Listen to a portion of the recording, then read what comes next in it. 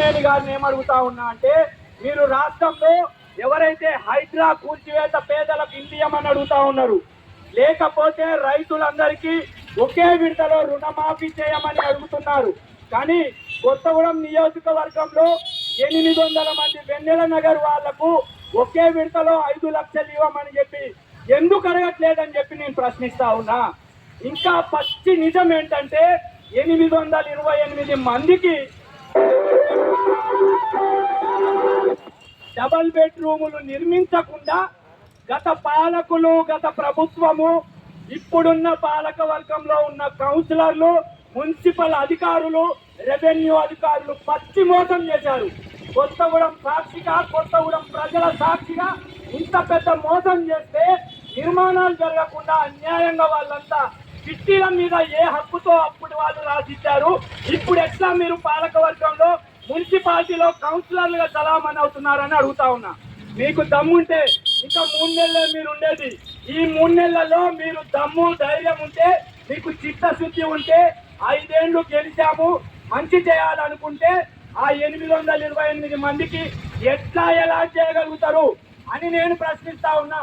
ఇల్లే లేదు, ఆలు లేదు, చూలు లేదు, కొడుకు పేరు సోమలింగం అన్నట్టు ఇల్లే లేవు, ఇండ్లున్నాయని చిట్టీలు ఇస్తారా? వాళ్ళందరితో మీ భర్తం పట్టిస్తా, మున్సిపాలిటీని గడ్డపారాలతో బయటికి మీ పాలక వర్గాన్ని నెట్టిస్తా. ఇది సవాల్ చేస్తా ఉన్నా. ఎందుకంటే వాళ్ళని అన్యాయం చేశారు. ఇప్పుడు వెన్నెల నగర్ వాళ్ళను రోడ్డు మీద వదిలేయాలని చూస్తారా? ఎవరైతే 800 మందికి ఇండ్లు కరెంట్ ఇవ్వకుండా కక్ష సాధింపు చేస్తారా? ఉద్యమం చేస్తా ఉంటే, ఉద్యమం చేసే పార్టీ, ఉద్యమం అధికారంలో ఉన్న వాళ్ళు వేరే రాష్ట్రాల్లో చూడండి, ఎర్ర జెండా అధికారంలో ఉందంటే ఆ నియోజకవర్గం మేలిమి బంగారం లెక్క తయారవుతుందని చెప్పి వేరే రాష్ట్రాలు మనకు ఆదర్శంగా కనబడతా ఉన్నాయి. ఎమ్మెల్యే గారు, 2 రాష్ట్రాలకు మీరొక్కరే పేదల గొంతుక. మరి 2 రాష్ట్రాలకు పేదల గొంతుక మీ నియోజకవర్గంలో ఈ 800 మంది, ఆ 828 మంది భవిష్యత్తులో ఇల్లు కావాలని అడిగే వాళ్ళ కోసం మీరెందుకు ప్రభుత్వాన్ని ప్రశ్నించడం లేదు? మీ పార్టీ ఏదైతే పేదల పార్టీ అంటా ఉందో, పట్టణ పార్టీ ఈ రోజు దాకా స్పందించలేదు. వాళ్ళ జిల్లా పార్టీ, జిల్లాలో ఎవరన్నా సచ్చారంటే వెళ్ళి వెంటనే దండలేస్తా ఉన్నారు. మరి ఇక్కడ ఈ 800 మంది, ఆ 800 మంది సావాలంటారా? మరి మీ ఉద్యమ పార్టీ వారు ఈ రోజు మాకెందుకు సంఘీభావం ప్రకటించలేరు అని చెప్పి మేము ప్రశ్నిస్తా ఉన్నాం. మేము మిమ్మల్ని విమర్శలేం చేయట్లేము. మేమేం కోరుకుంటా ఉన్నామంటే, మా పాదయాత్రకు మీరు మద్దతు ప్రకటించండి, మా పేద ప్రజల కోసం మీరు మద్దతుగా నిలబడండి. మీరు అసెంబ్లీలో వీళ్ళందరి కోసం గొంతిప్పకపోతే మాకు వారు వీరు ఎర్ర జెండా తేడా ఏం లేదు, పేదలకు ఎరుపే.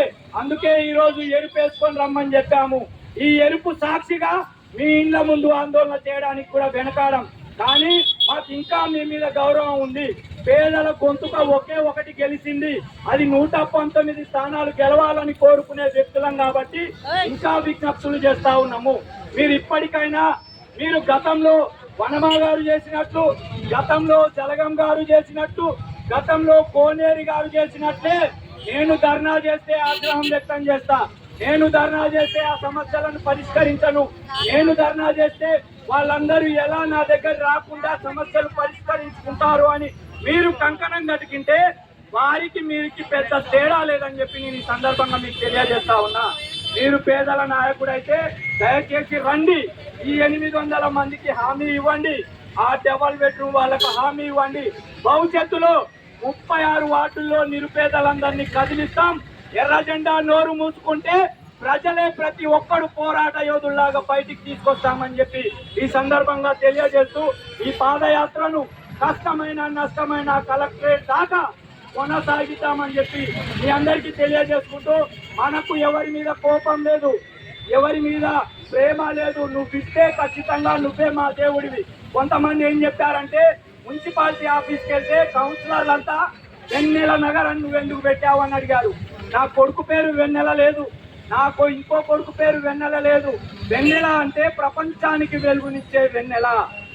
ఇప్పుడు చెప్తున్నా, రా 800 మందికి నువ్వు ఇండ్లు ప్రకటించు, కరెంట్ ఇవ్వు, నీ పేరు ప్రకటిస్తా, ఎమ్మెల్యే కూనంనేని నగర్ అని చెప్పి ప్రకటిస్తా.